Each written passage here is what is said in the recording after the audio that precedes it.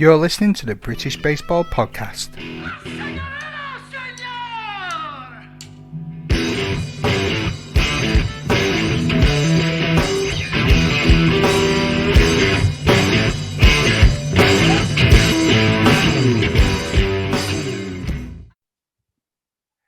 And joining me on today's episode of the British Baseball Podcast for Beers and Baseball Chat, I'm talking to Jonathan Rodriguez, J-Rod, and Chris Ward of the Empire Strikes Back podcast and also Guildford Mavericks. Gentlemen, how are we?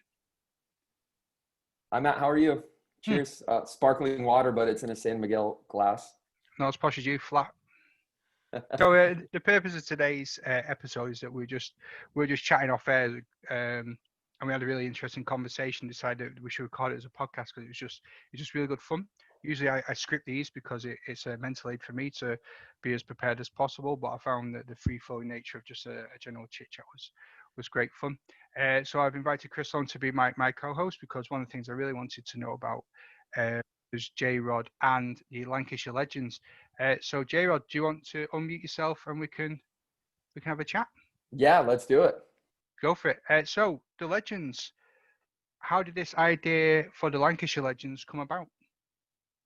Well, it's like when we decided as a family to move from the States back to my wife's hometown of Burnley, it was always my dream to create the Lancashire Legends.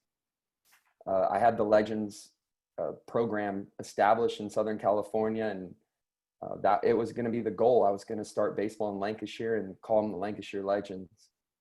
In my mind, it was like 5 years. Maybe in 5 years I'll have a team. We'll be able to grow baseball enough, and we'll play in the NBL. And that was kind of like the vision.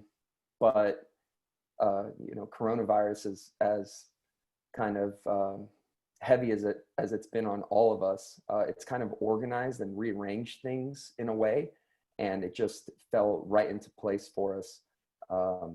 Basically, just I would say the end of June, maybe when they announced the BBF.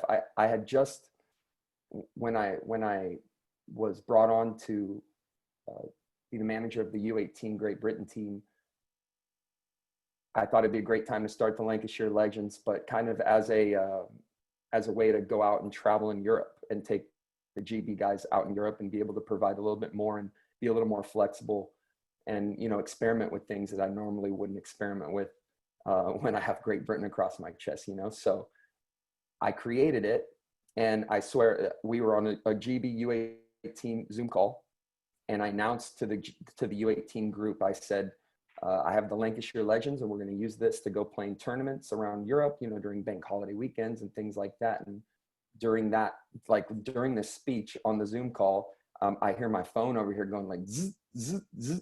And it's one of the parents who he was texting me like crazy. The BBF just announced a tournament on August 1st. It's open to anybody. It was great. I read up on it after the meeting and was like, let's get the Lancashire Legends in here. So I talked to the BBF, talked to some clubs, made sure it was cool, kind of the concept of getting the U18 players who were interested and really didn't have an opportunity at that time, get them all on the same team, and let's get after it and get to know each other a little bit and play the game, and I get to watch you play, you get to play in front of me, and it'd be great. So we kind of put it together, and we thought maybe AA, AAA. But then Hearts dropped out of the NBL, and there was a vacancy in there, and we put our hands up, and it's like, well, if we're going to do it, might as well do it at the highest level and just start there, right? So we're lucky enough to get the invite to go in the NBL, and next news, and I mean this is probably like within a few weeks, really. After the end of June, they announced the tournament maybe in early July, and it was probably like 2 weeks, so we had to prepare to put a roster together for the NBL. Yeah. So that was kind of next news. We have 15 to 20-year-olds on the roster, all competing at the highest level of baseball in Great Britain. And it started off maybe a little kind of guys. We were a little unknown about what the competition was and what we could do, but it's really starting to come together now.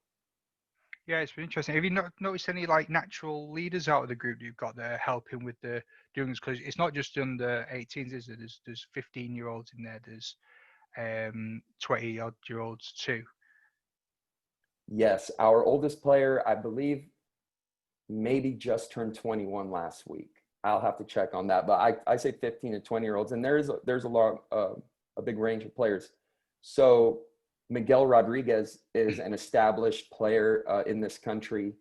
I think he's played for Hearts. He played for the Southampton Mustangs when they were around, and I think they won an NBL championship. So he's a champion in this country, and he's also he was starting second baseman for our U23s. So he's came in, and at our games last weekend, I see him talking to a 15-year-old kid who is really not very experienced and quite honestly should not be competing at the NBL. But a guy like Miggy takes his arm around him and says, "Hey, I see him in the corner of the dugout talking," and next at bat, that kid goes up there and hits a double. So it's like it's all working together right now with guys like Miguel Rodriguez. Connor Smith has been another one from Scotland, and he's taken on to teaching a lot of the younger kids. I think he's 18 right now, maybe just turned 19. So he's taken on to that. And then as far as like the younger side goes, Django Hendrickson is kind of a leader of that group as far as just being put in big spots and kind of carrying them.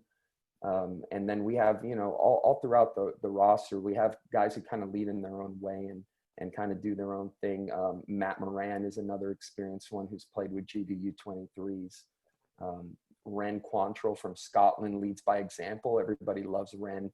He's from Scotland. He's 6'3". He's the fastest guy on our team. He's one of the best hitters. And, he talks a little bit, but everybody just kind of looks at him and tries to do what he does. So there's a lot of different kinds of leadership, but we have a great group and it's all coming together. Yeah. Really good point though, around the different kinds of leadership you got, J-Rod, because when I was in the dugout, you can pretty much tell that every single person on that team is on a level. That they're there to be better, to learn, to impart knowledge, and they're all doing that for each other all the time. And it's really, really noticeable that I get the feeling that they could easily just switch those roles up and down. The younger ones can take the older ones and give them some hints and tips and stuff. And I don't think they take it. You know what I mean? There was a real sense in that dugout that everyone was on a level, despite the fact that there was that age disparity and the fact that you said, you're quite right. There's some guys in there that arguably would struggle at an NBL level, but they don't. They pick each other up. They work for each other, and in that victory at the weekend, man, that was something else. Yeah, it was cool, Chris. I'm glad you were in the dugout for that. Guys who don't know, like Chris just, we knew each other from BSUK Academy and HPA sessions that you've coached and been very dedicated with, and so we've coached before. And Chris just sent a message to me, J-Rod, I'd love to come down on Saturday and hang out. And I told him at first, I was like, well, we have the rules with the dugout and we can only allow 13 players and one coach in the dugout, but come and help pregame and help me run all that stuff and just hang out with us on the outside. And, Chris, he did such a great job, and I could feel it pregame. Just, he was really getting to work with these kids. And, I said, you know what, Chris, come in the dugout with me, man. I'll have an extra player on the outside. And, we got to hang out and we got to share that moment. That was your first game as in the Lancashire Legends dugout, and we won it. So I was really pumped that I got to turn you and shake your hand after that win, Chris, after, we've been coaching a lot together for the last few years. So that was awesome. That was great. But as far as like the roles of the team go, for sure, we try to compartmentalize. I encourage the players to be honest with themselves at all times. We have to identify what stage they're at in the game. And the number one thing about creating a fully functional team is that everybody has to be comfortable with where they're at as well. Like you can't be, I'm trying to go big league reference here, but you can't be like a pinch hitter from the Miami Marlins like try to be Mike Trout. Like you got to know your role. Like you're a pinch hitter on the Marlins, like you're not going to get paid $400 million to play center field and hit 40 home runs every year. And we have those stages right now where they're just guys. It's like survive. Just go out there and survive, man, and just see some pitches. Just see the 80-mile-per-hour pitches that are moving this way and moving that way. Like, and whatever happens after that happens. Great if you get a hit. And then we got some guys who are like, you know, at the stage where they're really close to competing and they really want to get after it. And they're like good enough and they've been doing all the training. And these are like maybe the 16, 17, 18-year-olds. They're just this close to breaking through and really becoming performers. Then we have the guys who are, you know, up there a little bit more, like Miguel Rodriguez. They're trying to fine tune some things and get ready for a European Championship run in 2021. But regardless of their role, we make sure that they know that they add value to the team regardless. And that, you know, just trying to make them comfortable with wherever they're at. And when that happens, everybody kind of lets their guard down and they just become completely honest with each other. And they start talking to each other more and listening. And we did that this weekend, Chris, better than any other weekend. And I think I told the guys we became a team this weekend, or this last weekend. Yeah, it's one of the things that I remember speaking to Renzo when I had the aftermatch interview with the lads, is that he mentioned that coming together more and playing more together as a unit, it did feel like they were becoming more and more as a team as it came on. And one of the things that I noticed when I was stood at the dugout as well, which is one of the things I really want to talk to you about today, is that when you spoke, J-Rod, they listened. And it's very rare that I've seen from my own coaching experiences, and it probably speaks a lot as me as a 17, 18-year-old coach then, is if you don't get their attention, they're just going to do their own thing. Like, you never give them a ball to start off with, like a basketball. Never give them a basketball before you start giving instructions, because they're just bouncing it and they're off. But you have the attention of every single player on your team. It's like when you speak, they listen. And it's just, it was an amazing thing to experience, because I've never, my baseball experience from watching it on TV, you very rarely hear from managers. You never see them controlling the game or talking. But to see you in action was just something different. And even when I was stood over at the Mets dugout, all I could hear, and even in the footage and the highlights of the game too, all I can hear is you talking to players. And I love that, the questioning, everything had a purpose behind it. You was always giving in the moment feedback all the time. It was really good. But like, is that how you normally are when you do with the under 18s, or like with the legends over in Long Beach? Is that your management style, your coaching style? Not well. I tell the legends, because you're right. Like, I listened to that and I could hear myself da da da da da, and that's how I am, and I love it. I've always been high energy, and I've always been very like, I love the layers of the game. I've always been into it. And Chris, we've had many discussions about that and the small intricacies, and you know, it's what keeps us going, right? Like, figuring it out. But I've never had the opportunity to teach it like from square one. And that's what I came out here, and at first, I'm not going to lie, at first I didn't have really anybody's attention. I remember the first time I addressed the team, I was talking to them, nobody was making eye contact to me. Like, they were, but there were a lot that weren't. And I noticed, I was like, what am I, you know, like, interesting. You know, I just logged it in my mind. But, you know, they need constant feedback. They need the attention to detail, and that's what they're hungry for. And that's why they signed up for the legends, to be honest. So I tell my team, like, usually in a perfect world, when we're good and when we get to the point where we're working to get to, you're going to see me in that corner of that dugout, you know, with my feet up, and I'm just going to say, all right, I'm going to write the lineup and say, go get them.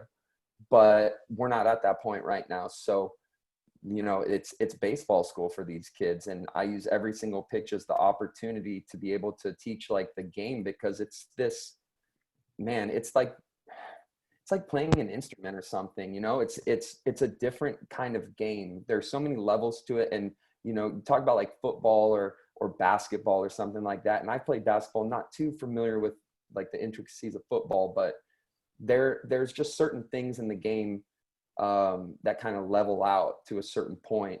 But baseball is like, it's something you never figure out, kind of like an art. I would consider it more of like an art, where it's just this, I don't know what it is, like the ball the way the ball is and the shape of the bat. And there's just so many different variables, and it's an individual sport, right? Like look at it, it's an individual sport. It's pitcher versus catcher, but it's wrapped in a team environment where you depend on these other guys as well. Your pitcher depends on his catcher. The hitter depends on the guy before him wearing down the pitcher so that he can have an easier at bat. Like so there's just so many different variables. So these kids, that's what they signed up for, and that's why they trusted in me. So I used these opportunities at first. You know, I kind of just watched them the first game and just see where they were at and how they would take on to information. And then I slowly started just gaining the dialogue and increasing my dialogue and starting to make more, you know, things that we can touch back on, like verbiage, like I call it tiered information. You know, so I'll say like, guys, this is like first tier stuff, basic stuff. Like if infielders got to put their gloves in one spot of the dugout, outfielders put all their gloves in the other spot. And then when the guy gets left on base, instead of running all the way back in, then going back out to his spot, you know where his glove and hat are. You take it to him. He throws his helmet in, somebody picks it up, and then that dude saves about, you know, I don't know how many steps, a bunch. And that little stuff adds up, like in the grand scheme of things, especially when you're playing long days. And that's like first tier stuff. I call that first tier. But then I'll be like, all right, 10th tier, guys, 10th tier, and I'll expand it. I'll be like, all right, with the runner on first and third, when you steal second base, that runner on third should fake like he's going so that the catcher looks at him just for long enough so that he doesn't get the guy at second. And I'll just throw stuff at him. And it's never like me just talking out of nowhere. It's always like feedback from the game. So I let the game kind of show it.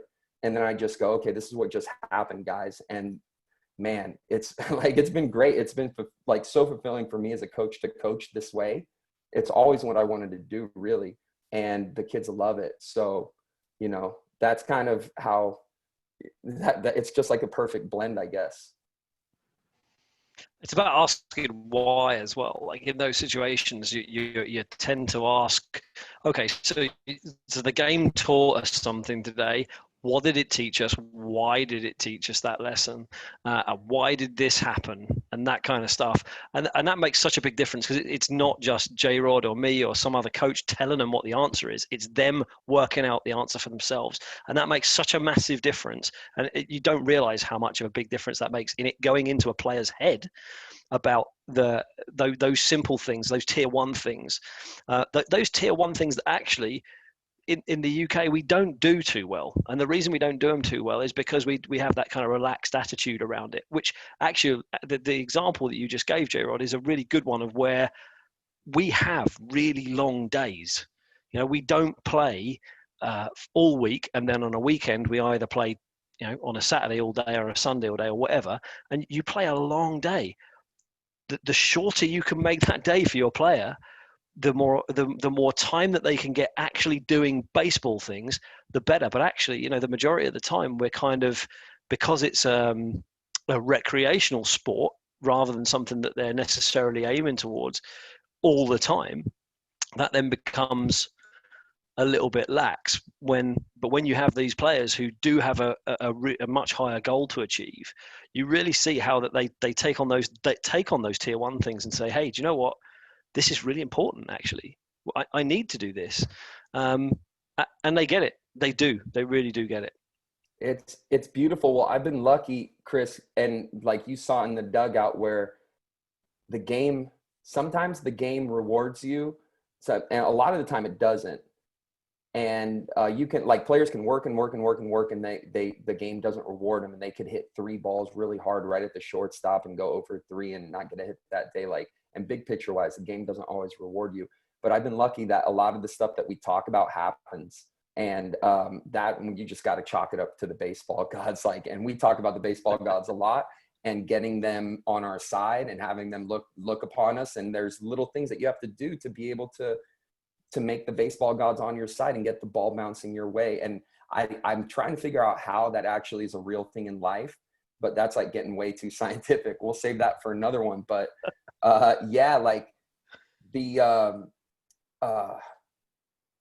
Matt Moran. So for example, we've constantly talked about getting on and off the field. It's very important. We even introduced this thing called 9 to 5, where we have to get 9 guys back in the dugout before they get 5 out.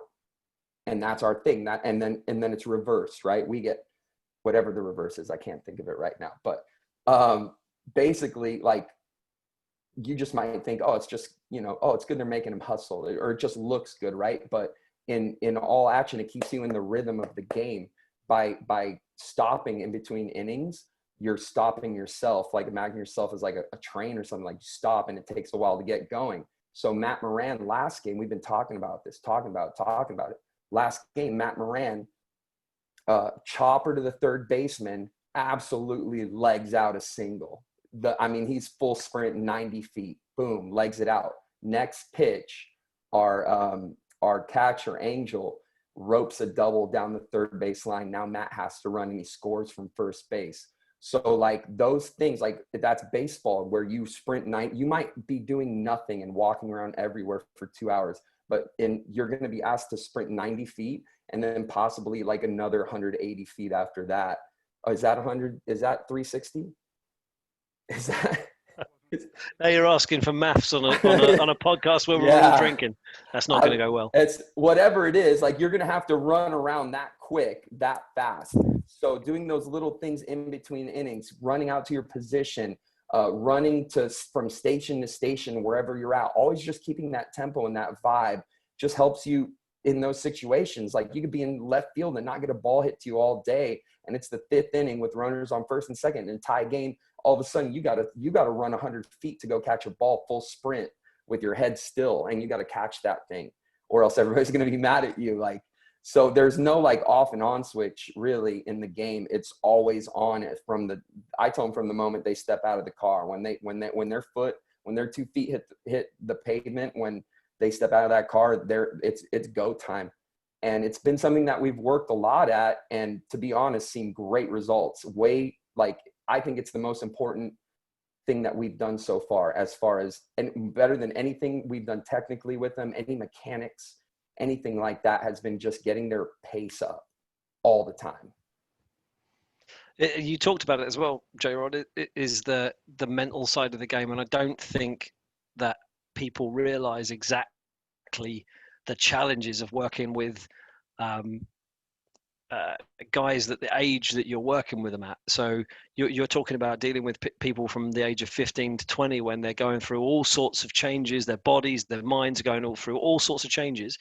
And you're talking about dealing in a sport where failure is absolutely something you've got to deal with every time to help get you better.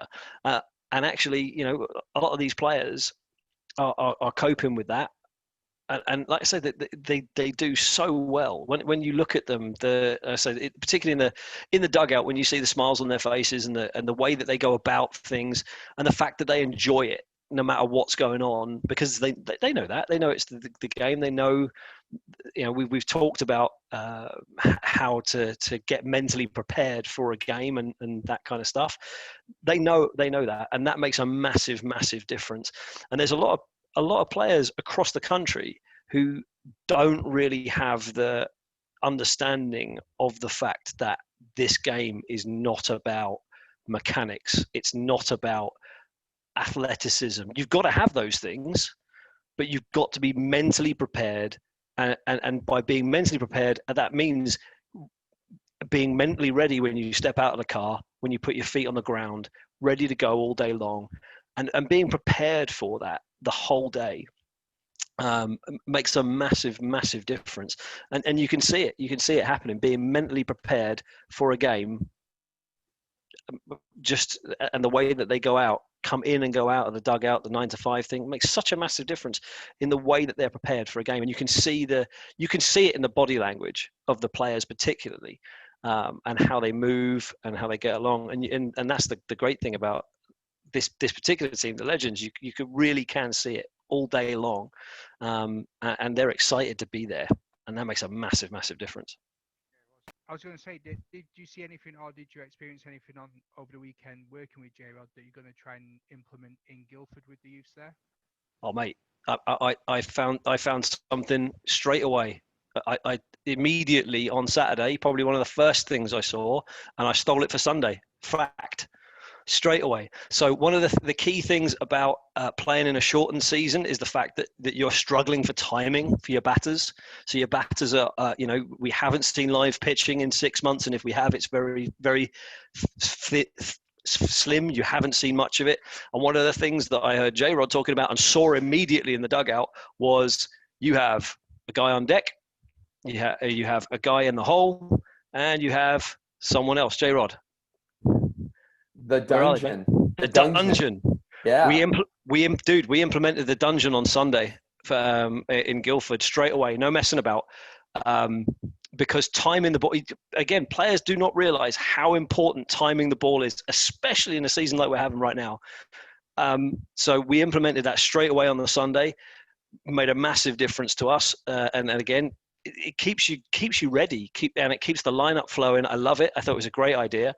And then, so yeah, that was awesome. And the other, again, from a timing perspective, something that I took a picture of it, and I'm happy to share it if we're able to. It's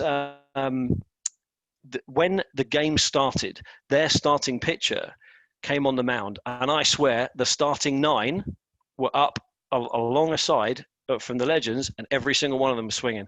Every single one of them is trying to get their timing. Every single one of them is watching that pitcher and trying to understand it, because they want that chance. They want that opportunity, and they want to show to J-Rod that they've been listening and that they can do a job at that level. And if they keep on doing stuff like that, absolutely all day long. Yeah, it did look amazing. I actually had it. Unfortunately, the game file for game 1 from the other week was corrupt, and I can't rescue it. I'm so sorry, but yeah, when you first did it, and I just had that shot of everyone just stood there just swinging in the black and white, and I was just like, yeah, that looks really cool. Yeah, it was the orca, and that was like the first orca analogy I gave them, Matt. So like, that was so cool that you were there for that, Thank you guys for both your support, but it's the whole idea, like as far as the dungeon goes, well, I noticed for sure we didn't have our timing down. That was like, that's what I saw. We weren't comfortable in the box. So it's like, all right, how do I get these guys comfortable in the box? We went on the mechanics, and we did some things where I made them hit kind of like a flamingo, where they had to be with their leg up. Their front leg up. You've seen that, Chris. Yeah. And then they have to wait till I throw the ball to then step and hit. And that kind of helps with that. So I try to make like drills mechanically as simple as possible. I don't even tell them what it's for, really. I just tell them, just step to the ball with confidence, step to it with confidence. And I put them in little situations where it makes them uncomfortable, but they really feel the right things. So I attacked it with that. Great results. And then during game 2 of Essex on the second week, we had come in from the dugout. I think it was a long inning, and there's nobody out there. And the pitcher's like 4 pitches in, the catcher goes coming down, and there's still no hitter out there. And I look and I see the hitter is supposed to be leaning off, and he's like messing with his helmet, and like batting gloves aren't even on. And I'm just like, his back was completely turned towards the pitcher. So it could have been anybody out there. He would have never noticed, never seen a pitch from that pitcher, and never had any kind of timing. And he would have to go in that box and compete for his team. Like right then and there, there's no way around it. Like, you got to go do it. So it like that kind of led my idea. That kind of kicked off my idea. That one incident, I won't name names, but that one kid hit the light bulb. Like, we need to do a better job of getting in the dugout, reading the lineup, knowing our spots in the lineup, managing our in the lineup. So what do we do? Like, we make an out. How do we decompress and then start preparing again for it? And then like getting into the zone. So that's where the dungeon comes in. So that's like when you step into the zone, like you go down into the cellar, however you want to call it. Like, you put on your helmet, you put on your gloves. I call it I tell the guys, like, put on your armor, right? Like you're a hitter you're a warrior right now. You got to transform into a warrior. So like that helmet going on and those gloves going on, that should mean something. So you do that when you're 4 places up, and then you just start getting in that warrior mentality in the dungeon. Then you go up and you're in the hole, you're 3 batters away, and you start looking at the timing a little bit more. You start noticing a couple more things. You start looking at where the pitcher's releasing the ball, what kind of if he's throwing balls or strikes. And then you go back, you go on deck and you do your routine there, getting your timing, getting loose, getting your swings in. And then hopefully by that time, 4 hitters, it's been a few minutes, and you've had 5 or 6 minutes to prepare for your at bat. So you're in rhythm with that game. You feel the heartbeat of the game. And it's you don't need, mechanics are really, really important, and you need them. Like, they're very important to do the right things mechanically out there, but your mechanics will never show up in the game unless you do these mental things, and and they're able to handle that the right way, the lineups and knowing when their spots coming up and things like that. And, and then it just goes as far as like the timing goes, it just shows up and in the games. And, like a pitcher, unless he does something funky with his delivery and throws guys off, like you can time him up. And if you get your foot down at the right time and you keep your hands back and you close your eyes and swing as hard as you could, like you're gonna hit. And a lot of our kids are seeing that right now, and they're getting success, and it's just feeding on it, So they're making it theirs, and that's, at the end of the day, that's what I want it to be. I don't want it to be my thing. Like, you got to look like Orcas out there. It's like, try this out. This is kind of, let me show you this trick, and then you take it and make it however you want. And they love it. They love it. Yeah. What sort of feedback have you had from the kids? I say kids, I hate that. Sorry, from the young athlete. Feedback. I mean, I get a lot of questions. A lot of guys come up to me and ask, they trust me and they swing, or they're part of their game, and they come up to me and, they ask me how to fix it, which is great. That's like the first thing that I want. I want them to ask me questions, and I want them to be honest with themselves, and that's been the greatest kind of feedback so far, is that they feel comfortable enough to identify what they need help with in their game, and then ask me to help with that. But like, as far as the hitting goes and all that stuff, I mean, they love it. It all started with after the Essex game. After that happened with the timing and in the dugout and all that, I made a plan for the next week, and we were playing the London Mets on Sunday. And I said, man, if this goes on and we don't fix this, it's going to be ugly on Sunday. So I scheduled a scrimmage, like a training / scrimmage on Saturday. And in the rules of the game, I created this game, and in the rules of the game, like, I put them in pressure situations. So it was like, I hit them a pop-up before the inning started, and I'd tell them, like, if you don't catch this pop-up, you're going to start the inning with the bases loaded. The other team gets to start the inning with the base load. So, like, that pop-up's hit to the guy, and he's really feeling that pressure. He doesn't want to let his team down. So it kind of like mimics the game. And in that scrimmage, I also made the rule that if you 9-5 the other team, you get to hit with an extra out that inning. So, I mean, we had guys like, and in between innings, they were feeling pressure, and they were, learning how to handle pressure, and they were learning how to fail in front of each other. Cause that's another one, man. You're like 15, 16-year-old kids, like, you fail in front of your peers. Whew, like, that could be daunting. So they learned that it's cool. It's cool in this environment. Like, we're all on the same path. Like, I fail all the time, man.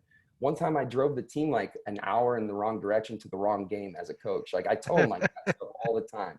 Like, coaches, yeah. So we made that training session on the Saturday before the London Mets game, and I kid you not, they loved it.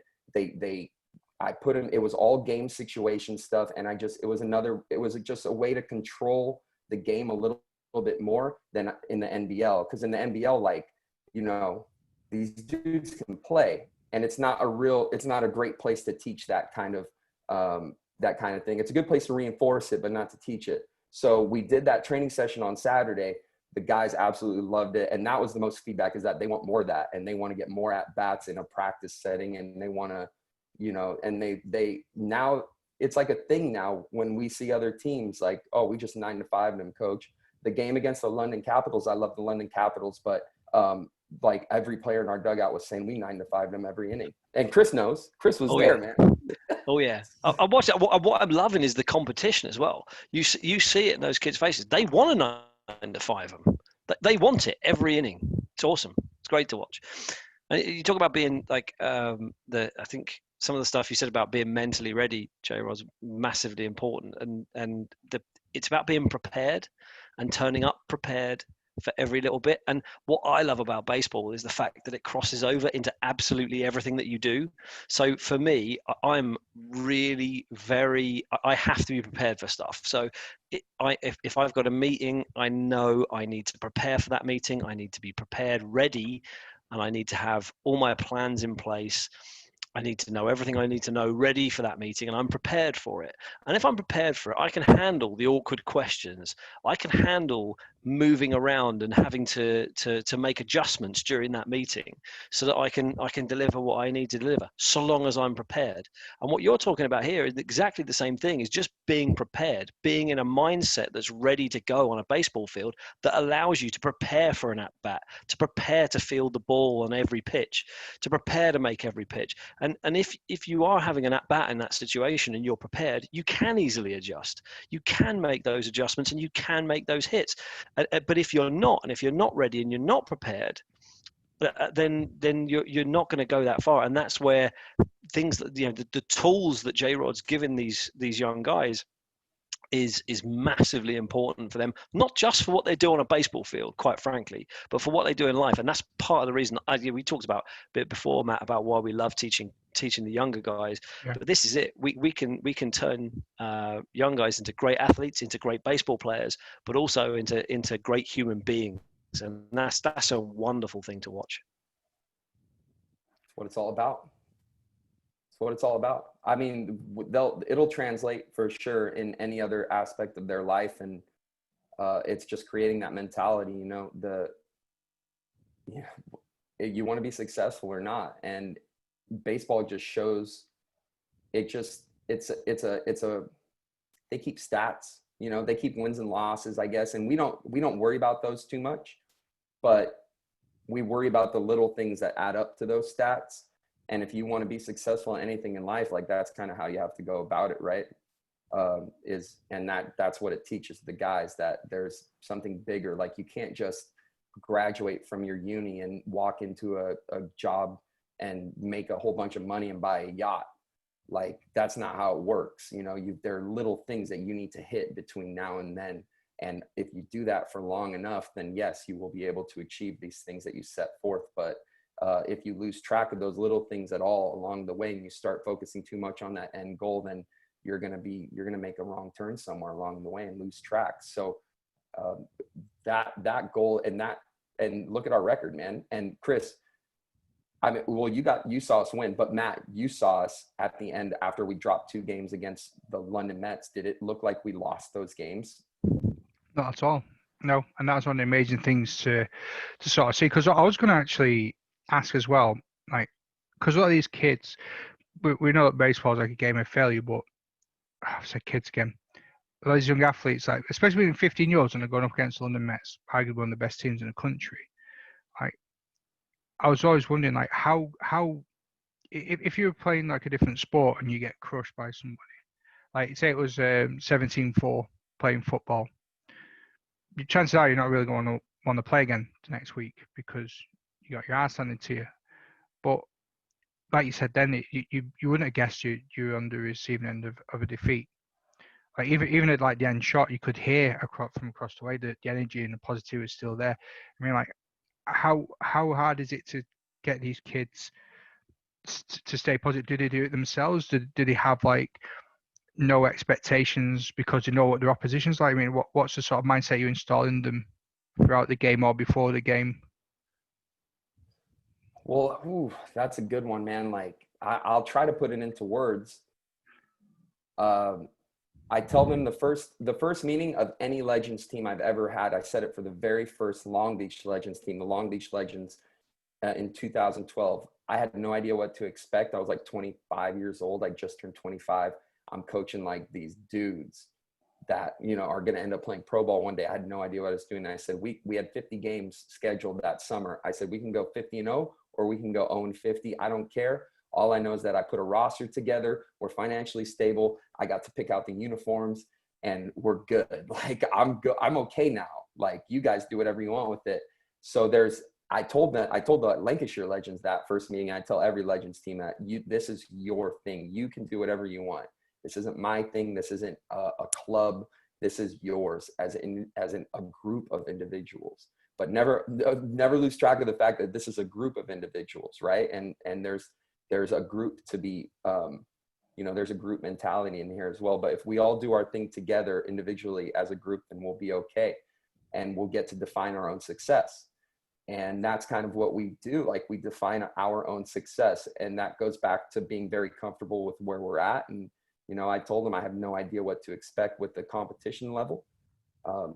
We got smacked in the face the first day against the London Capitals, and it was like, all right, well, now we're gonna work on being, we're gonna work on being twice as better than we were when we came in, and just kind of like leaving that as the base, and just always keeping them focused on learning the small aspects of the game. And that's been a good distraction for them, is keep them off the big results, and just show them, lift the veil a little bit on those higher levels of baseball, and those little battles that are won that may not be spoken about,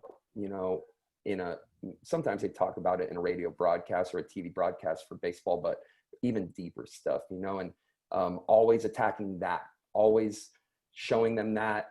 And that's our goal. That's our goal. And at the end of it, like, as a coach, you got to remember when those things happen, because that's what you talk about. And that's where they get the feeling of accomplishment, because at the end of the day, like, you can get blown out in any sport, like in football or whatever.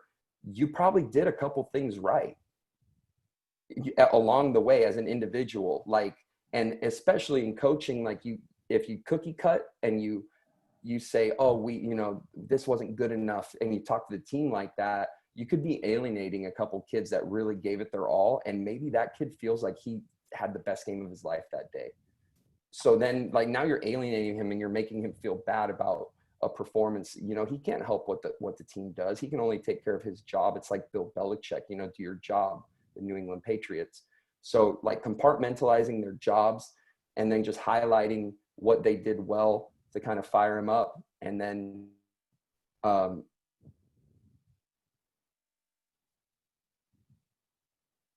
what they can take.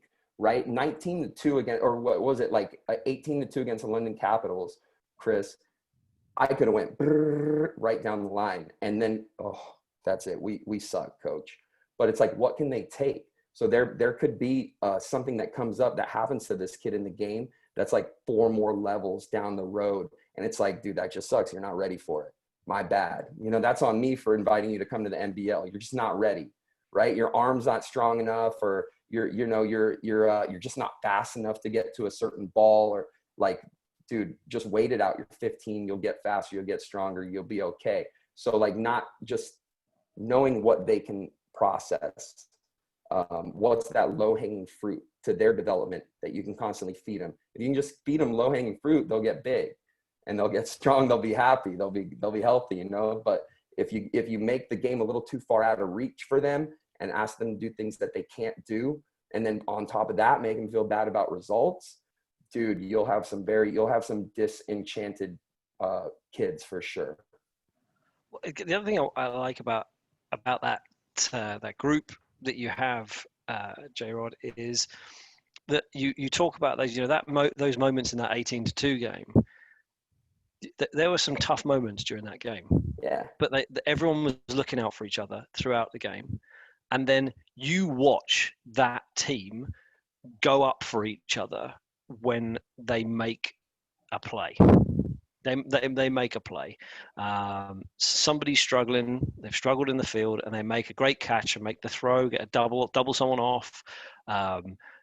Whatever that might be, you see that whole dugout absolutely, completely elated, like it's their birthday, because that's what's happened, and everybody's got each other's backs, and in a situation where you're losing 18-2, you do take the positives, you do take the good things, and there were plenty of good things in that game, J-Rod, and you picked up some of them, absolutely, but the players noticed them themselves, and that's the kind of thing that's going to enable you to turn around not just a result on the day, but a game, and picking out the positives from the game, because there's always going to be something in there, as you rightly say, and they did some good stuff on that day, in that game, and they all picked it up, and they all looked after each other. Well, the other thing I like as well as I came by on the Sunday. So that was the Saturday, wasn't it? And I came by on the Sunday in the evening after I had Guildford playing Bracknell on the other diamond. And I challenged the guys the night before. So I said, I want to hear you. I want to hear you being that loud again on the other field. And I heard him. There was a couple of times where I heard him. And I said, I asked, I think as I asked Alex Deacon, I said, hey, did you hear us? And he was like, yeah, maybe a little. You weren't as loud as us, though. And I had to give it to him. We probably weren't. I thought we were. I thought we were loud. But yeah, those kids, they know how to get after it, and they know how to be loud, and they know how to get each other's backs. And that's massively important. So important in a game of baseball. It is important, Chris. And I heard you a couple times. I heard you guys a couple times down there as well. So yeah, I was paying attention. Yeah, I was watching you guys. But it is, and I've got to say, like, I can't. It's there. It's been there, and it's been built into these kids. We have a lot of kids from Brighton, and you know the group in Brighton has done such a great job with cultivating these kids, their passion and desire for the game, and now we have 5 kids from Brighton, and they're legit. Like, I love those kids, and a lot of them have been doing. I knew from HPA and Academy, Chris, and been working with Liam and Will for a very long time. And, you know, a lot of other coaches in the area have put their time into these kids to you know, develop that kind of passion, desire for the sport. Honestly, all I've done is kind of give them the game time at a high level, at the highest level, to kind of unlock that level. Like, I keep thinking, I don't know if it makes any sense, but I keep thinking of these kids as like an app, and they're that game time for the elite level game time, where every pitch and every there's so many different layers, and every pitch has so many different variables, and it's so important. Like, putting them in that environment literally just unlocked the premium app, and now these kids are like, let's go, and I'm just the guy saying go. You know, like, I don't know where it comes from, man, but it comes from all the guys who put in all that work before. It really does. It's just the level of baseball in the environment that's brought it out in them. You know what that reminded me of? Reminded me of Super Mario. So you have the little Super Mario that comes running along, bang, Yeah. Set him up. He's gone up a level, up he goes. He's huge. Off he goes. Dude, right now we just got the first mushroom. We just grew a little bit, I think. Dude, soon we're going to be shooting fireballs. Or maybe if you want to go Mario 3, we might even be able to fly soon. That's way down the line. Yeah, we'll see. We'll get the leaf. We'll see. Oh, yeah. Let's have some of that. The Lancashire Flying Legends. Brother, we'll get there. But I love comparing baseball to video games, because everybody's at different levels. And, you know, you get to another level, and it just unlocks a whole new problem to solve. And showing these kids that there are the levels, they're loving learning about this kind of stuff. And I'm blessed to be in the position to teach them. So what sort of other baseball video game comparisons have you made? What's the best one? Baseball video game comparisons? Yeah. Oh, Because man. that Super Mario one was pretty good. It's going to take some topping. Yeah, that was on the fly. Maybe not a video game. I guess it could be a video game, but more. Well, I don't know. Just the fact that there's a boss at every level, like there's always just there's some monster, and you might like lose the life of the. And I'm going to old school video games. I like quit video games after 2004. Like, it's been a while, so I'm like of the era where every level has a boss, and like that boss is difficult, and you get there and it's like, oh man, this guy, and you keep trying and finally you break through, and then you get to the next one and you forge yourself through that, and you fight the next boss, and you just like keep trying, you get through the next one, and then you go back to the boss like 2 levels before you might start the game again, go back to that boss, and you're just like right through him. Oh, I got this. And like, as far as like the big video game analogy goes, like that's it, like that's baseball. And a lot, just don't stop, just keep going. You'll beat that boss eventually, and you'll get to the next level. It'll happen. But one of my favorite ones, I don't know if you like Power Rangers, Matt, but I talked to a team, one of my teams at Long Beach City College. I used to say we got to form into Megazord. So is that, yeah. So it's like, like individually we're these Power Rangers, right? And you can beat the low level guys, like you can beat them up on your own, but that boss is going to come out, and like you're going to have to come together and create something bigger than yourself to take that thing down, just like the storyline for Mighty Morphin Power Rangers. Dude, you asked for it, nailed it, absolutely nailed it. Yeah. Next level stuff right there. That was like 12th tier. They liked that one. That team really liked that one. That was a good one. About an hour ago, I didn't think we'd be talking about Super Nintendo and the Mighty Morphin Power Rangers. Why not? Well, you know, I didn't think it was could be one of those sort of shows, but then anything could go when it becomes unscripted, I guess. So, have you seen the new Power Rangers movie? It's good fun if you've not seen it. I'll have to get on there. My son loves it. Which one is? There's so many. There are a lot to sort through. Oh, you have it? Yeah. My kids have only just got into it, and they haven't stopped watching it for weeks. I keep coming down and seeing scary stuff with different, like lots of colors and stuff going on the screen, and I'm thinking, really? Okay. I'll go away right now. Is it the original? Are they on the original, or are they on the new stuff? I think they're on the new stuff. They've got to be on the new stuff.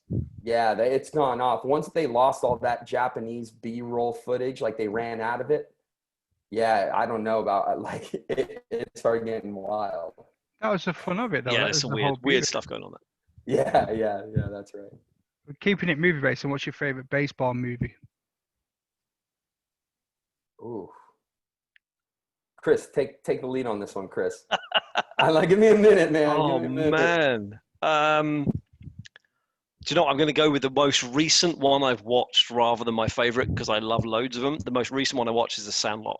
I love that film. And again, maybe it sort of speaks to why I love teaching the younger guys, maybe, and coaching the younger guys. You know, the passion there. In that film, and the fun that's going on in there, it's good fun. And the other thing is that I played with a guy at the weekend on Sunday who I haven't played on the same field with for, I don't know, 5 or 6 years. And the last time we played together was on a scratch team, which we called the Sandlot. And we got a load of players from Guildford, Richmond, Bracknell. We got together. We all sort of roughly knew each other, or were at least one person disconnected from each other, but we'd never played on a diamond together before. We had such fun in that tournament. I think we came third in that tournament, despite the fact that we'd never played together as a group before. And we literally played 8 games over 2 days, and had so much fun. And so the Sandlot sticks in my mind, Matt. That's pretty cool. And the Sandlot. Well, Sandlot's up there. It's a classic. I would say my favorite one. I like every time on Major League, the first one. Well, it's got to be up there just because like it's got all the baseballisms and stuff like that. But I always get emotional when they win that game at the end. I don't know why. It's just like it gets me every time.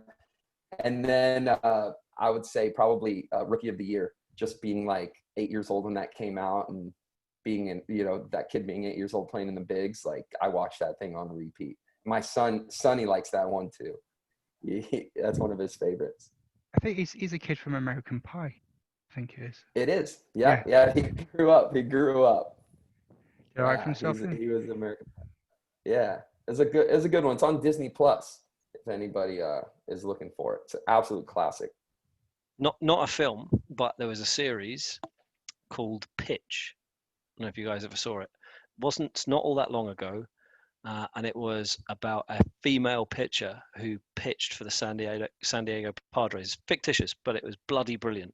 Only lasted 1 season. I know 8 episodes or something, and that was good fun. I enjoyed that. That sort of sticks in my memory just because it was a female baseball player who had stuff, and went out and competed on the Padres team. And it was just really well done. And I thought that was a shame that didn't come back.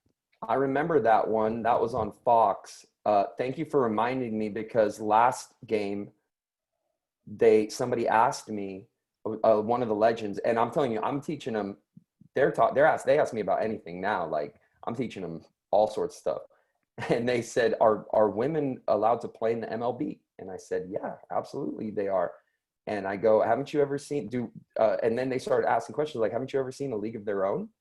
And like, A League of Their Own? I was like, come on, dude. Like, that's one of that one's up there too. That A League of Their Own. And, you know, there's no crying in baseball. Like, I think I heard one guy in the dugout say there's no crying in baseball after I'd said A League of Their Own. So at least one guy knew about it. But yeah, that one, if you haven't seen that.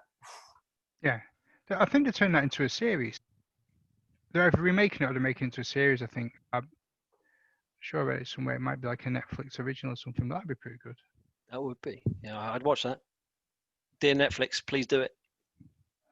Yeah. I've heard lots of people from Netflix head office listen to the show. I bet they do, Matt. You play won't go on deaf ears. Oh, I knew it was going to be a thing getting sidetracked. We were talking about baseball cards on Monday, weren't we, J-Rod? I can't even remember how the conversation started.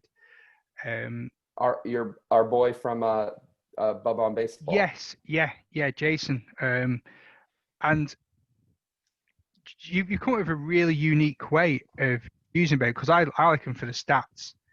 But J-Rod, you use it for something completely different, don't you? Yes, I do. I wish I had. I'm not in my office right now, but I have like always a stack of baseball cards in my office next to my laptop and like in my station. There you go. And like right there. So I use them. I love the stats as well, especially from the 80s, because things have changed so much. But I like right there, boom. I love the mechanical side of it. So right there, you can look at the pictures. Front shoulder, you could see this, his arm up. Is his arm in the right position? You could see him at foot strike. You can see all these hitters at like the perfect time where they're about to hit a baseball in the major leagues. And that's information like big time for me. You know, this is what a big leaguer's doing. And I love watching it. And especially right now, because I have all these cards from like the 80s and 90s, putting them side by side and looking at the ones from the 80s and how are they doing things differently than the ones from today, and then why did it shift that way? What was the result that shift created? And you know, maybe is there anything worth coming back to that was once forgotten? So that's why I look at baseball cards a lot, all day. Maybe not all day, but like when I'm just down in my office. When I'm down in my office, I have them there, and they're there. I constantly look at them. And one of the best coaches I've ever had, hitting coaches, had a cardboard cutout, had a cardboard like thing that he put in our dugout with just, I don't know, 100 baseball cards on it of hitters. And then he'd do the same thing with pictures. And it was before the days where you could like print something out on the internet, I guess. But it was, I love just looking at them for that. And the uniforms, of course. It's really cool. I was like, never even thought that. I've got literally, I'm not even testify to this, hundreds of them just lying around the house now. I'm not even collecting them. I've just managed to get a massive collection of them. So now I'm flicking through them, trying to find good ones to look at for like, oh, well, yeah, it's going to be me in 2 years' time. Like, get my arms right. There you go. That's it, with the Manchester jersey on. Yeah. There you go. You do much card collecting, Chris, or are you something that you avoided? Do you know what? I collect them, and it was something that Bill Holmberg taught me, and that was have a stack of baseball cards in your pocket as rewards for the younger guys, particularly those sort of, you know, U15 and back. And we talked about the homework thing last time I was on, Matt, about me giving particularly the young guys, and again, it was mainly under 14s and actually a massive group of sort of under 10s homework. The reward for them doing that homework was they told me their favorite players. So I had baseball cards for most of their favorite players. So when I came back to training the following week and thanked them for for doing their homework, I gave them baseball cards, put them up in front of everybody, and said, "This is what one of the things they told me about in their homework, and this is the baseball cards that they're getting." So yeah, and it increases people's thoughts about the game. So I have them, but I have them for giving to other people. And I have a set right here, which I just got when my friend Paul ordered these for me, and I haven't looked at them all yet. This is the Negro League Legends baseball card set, and it's a set. It's number 474 out of 5,000, and they're painted by Greg Kreindler, and they're all of them like painted and like his paintings that are on cards. I think it's 180 in here, and I've been through about, I don't know, 30 so far. I have them on my desk. Occasionally have a quick look if I'm having a break and just read about a player that I don't know about yet. So yeah, I'm loving doing that at the moment. That's my thing with baseball cards is just that is probably more baseball cards than I have anywhere else in my house. That's cool. Jocelyn's just passed me a note now saying, "You're not lying. It is very annoying having all the baseball cards around the house." Love it. She needs to come out, get her head in here and say, tell us facts. I don't know, notes. The thing is, I would do that, but she's very pretty and she's very talkative. She's got a very good accent. She's done intro for me and done some stories, and I'm afraid that people want to see more of her instead of me. So it's in my best interest to stay sat here and for Jocelyn to stay over there. I'm pretty sure. Yeah, she's busy. She's Zeldering on the Switch. Well, funnily enough, I'm actually towards the end of anything that I had to sort of chat about. Unless you guys will have a chinwag about anything else. How did Guildford Mavericks do on Sunday, Chris? We did okay. Well, both teams, we had our AA team split with the Croydon Pirates, and our single A team split with Bracknell. So yeah, we took splits, and we had some fun. We had some fun, man. That's the thing. Like, particularly this year, it's all about having fun for my guys. I just want them to have fun. And we did. We had loads. Do you find, Chris, being on the field, that a lot of those things that may have maybe not caused problems, but just that annoyed people about baseball and kind of maybe turned them off or maybe got a guy mad in the dugout, like, are people a lot more accepting to a lot of things now that, because I'm trying to figure out, because literally I just walked into the Legends thing and it was like the best vibes I've ever had in my life. And it was like, oh, and I started thinking the ego started working. It's like, oh yeah, you got them dialed in. It's like, well, we've all been inside for 4 months. Like, maybe we're just happy to get out. I started thinking about that. Like, maybe they're just ready to, like you're talking about, like these kids are listening. Maybe it's because they've been inside for 4 months thinking like, I can't wait to play baseball. I don't know. Do you see that? That's a great question. No. Yeah, I do genuinely see that. Okay, so there's people who definitely just want to be out, want to be playing. Definitely.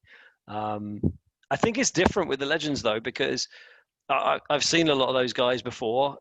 A lot of them have come to the BS UK academies, and they have the same level of focus, man. They have the same level of focus, and possibly even more so when you're speaking, man, and they genuinely want to listen to you. And I had some really good conversations with the players, sort of after the games on Saturday. They're really heavily invested in it. So I think for us at the Mavericks, it's about, like I say, this season's about having some fun and building a fun environment that people want to come to.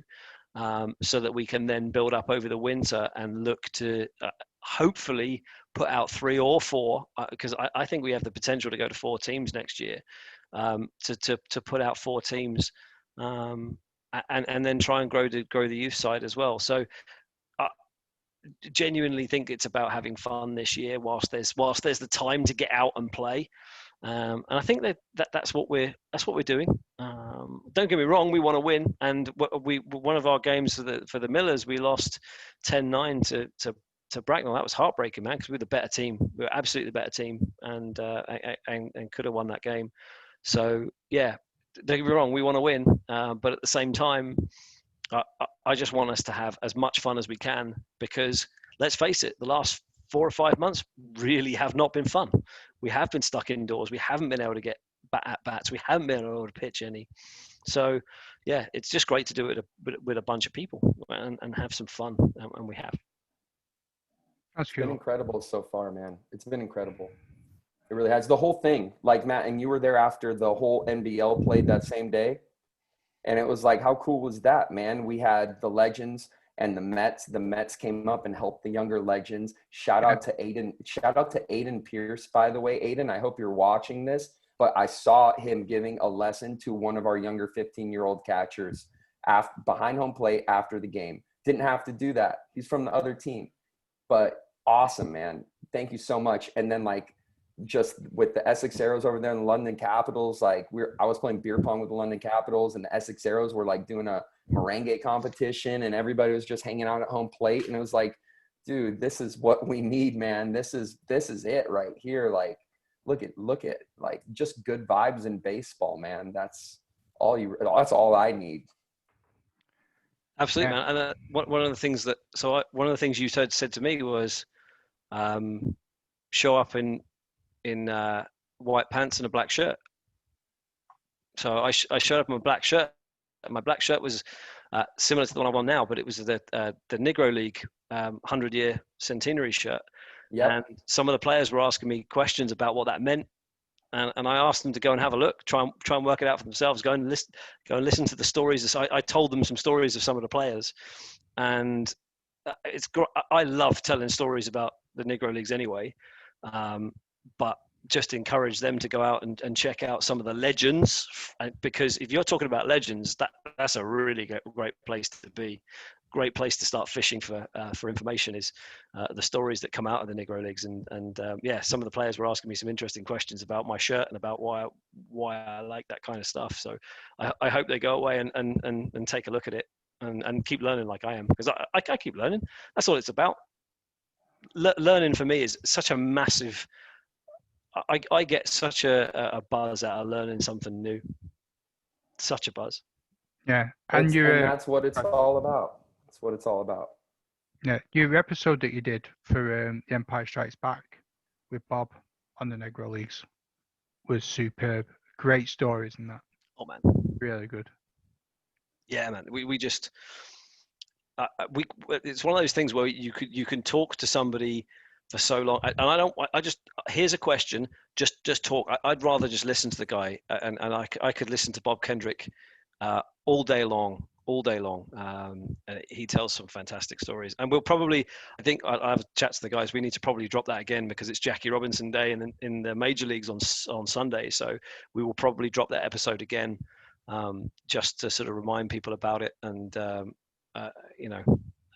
just to go and have a look at some of the cool stories. We talk about baseball films. I mean, it's a relatively new one, but 42, which is the story of Jackie Robinson, is an incredible film. That's a wonderful film, and my kids love that film too. So I made them watch that this. So the original Jackie Robinson Day this year, which was 15th of April, when nothing really was going on, we watched that film. And they just recently asked me to watch it again, which surprised me a little bit. So we watched it again. But yeah, that's a great film too. Cool. Jared, you doing anything to keep yourself fresh with learning? Yeah, always hungry for information. I listened to the Dugout Chatter, or what is it? Stick and Ball TV Dugout Chatter podcast with Sheets, and it's such a great tool. And you listen to that Jerry Weinstein podcast, Chris? Yep.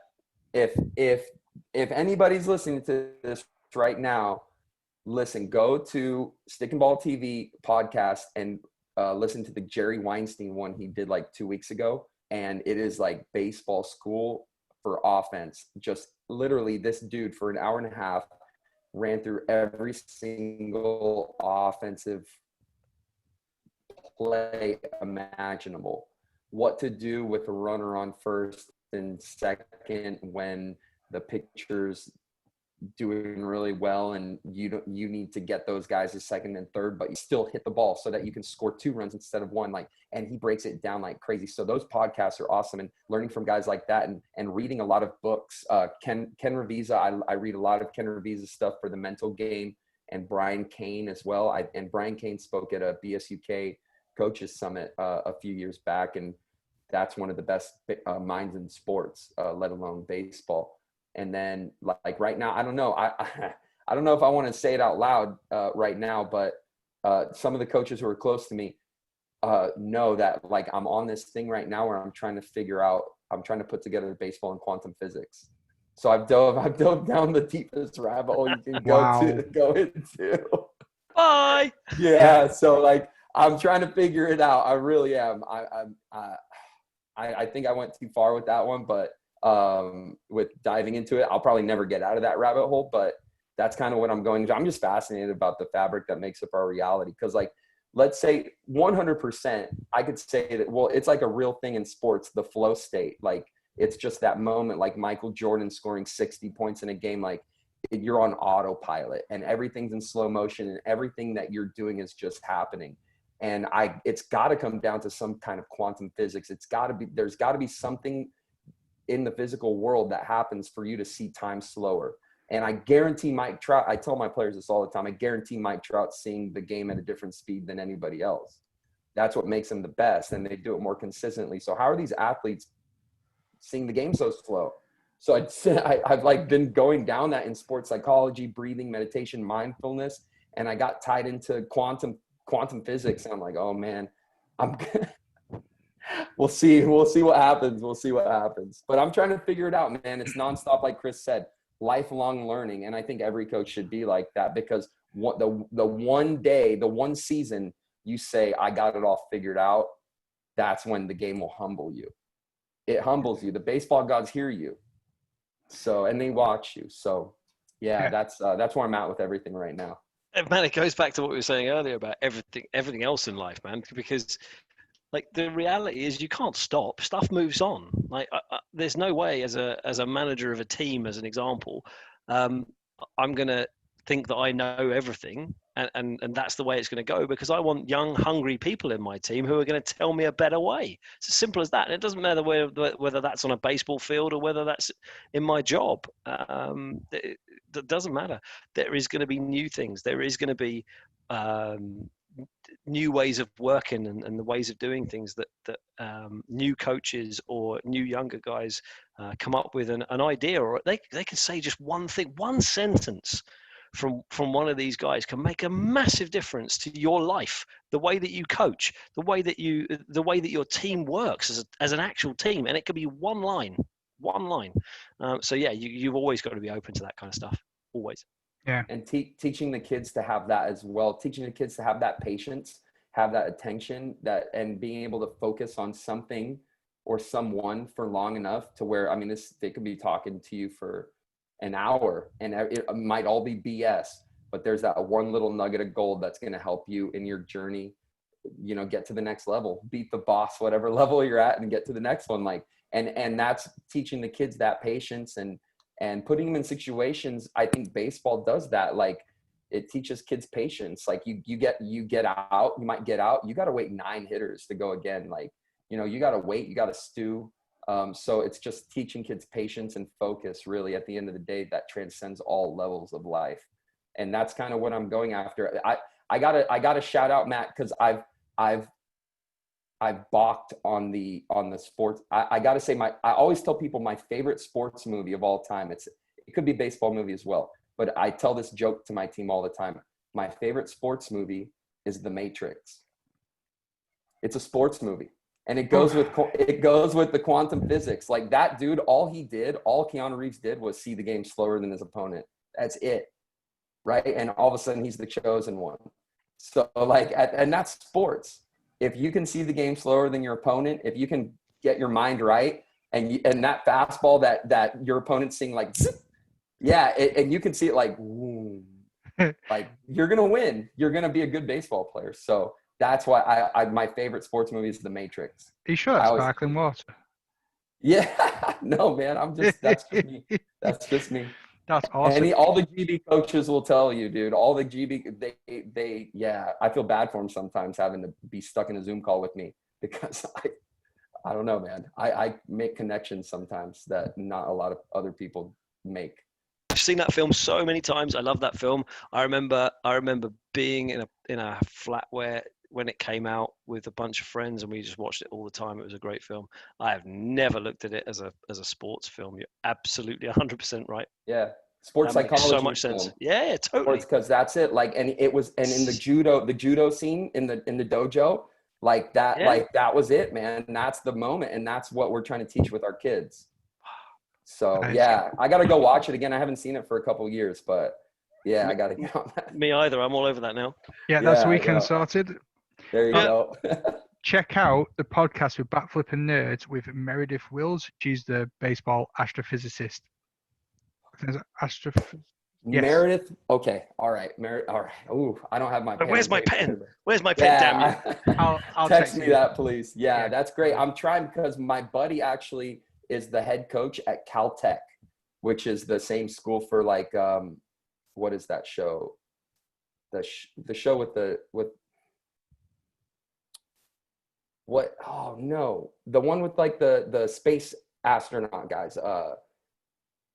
Big Bang Theory?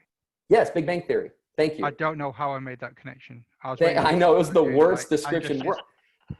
We're on the same page, man. Well, hey, that's how the legends are really. I don't know how they figure it out anyways, but there's something keeping up with my mind that it forges them. Sparkling water. Yeah. Sparkling water thing. But like my buddy is the coach where that school is based where that show's based, that school, Caltech, with all those guys. He's the head coach of their baseball team. I think they've won like 2 games in the last 10 years, but he runs, all his players are like geniuses. So I called him. I was like, hey man, let me get over there and pick your guys' brains. Cause like who else I don't know if anybody's putting that together, astrophysics and baseball, but Meredith is. So I will listen. I'm sure. Yeah, I will. That's awesome. I'll reach out to her, man. I want to get some time talking to her about that stuff. Cause I started getting into it just like recently, like a month or 2 ago. And it's like, man, there might be something here. Yeah.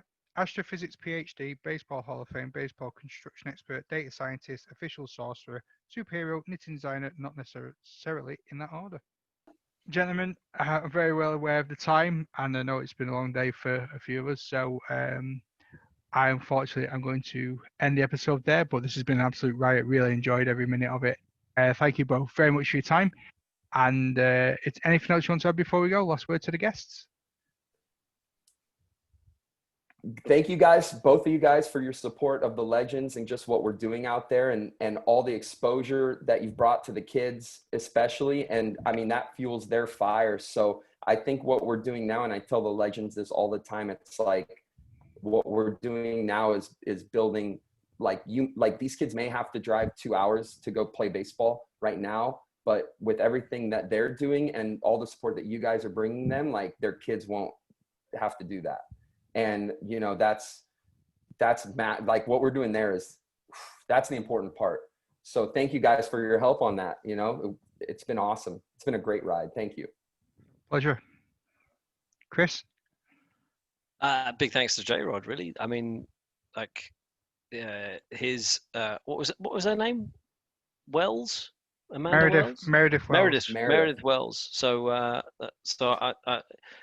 J-Rod's my Meredith Wells. I'm trying to leech his knowledge. Simple as that. And he's letting me do it, so that's awesome. I'm hoping I contribute a little bit. I guess the only other thing for me, I touched on it a bit earlier, is Jackie Robinson Day, 28th of August. Go and learn something about Jackie Robinson Day, why it's so important and why he was so important. But particularly, like, his name is a really interesting one. But hell, there's an awful lot more names in that Rolodex of cards. Josh Gibson, Cool Papa Bell, Satchel Paige, Martin Diego. Wow. Go and find out something about them on Jackie Robinson Day, is what I'd say to the people listening, because there are some stories there, man. Yep. Great stuff. And you want to talk about being committed and going through a lot to play the game just out of love and passion for the game. There's no better example in the history of baseball than what those guys went through and then their whole journey. And gosh, unbelievable. So Gotcha. thank you for bringing light to it, Chris. That's great. It's a story that needs to be told. Too right. Yeah. Well, gentlemen, can't think of a better way to end the show. Thank you very much again for your time, and I'll see you soon. Take care. Right on. Take care, guys. All right. Cheers, Matt.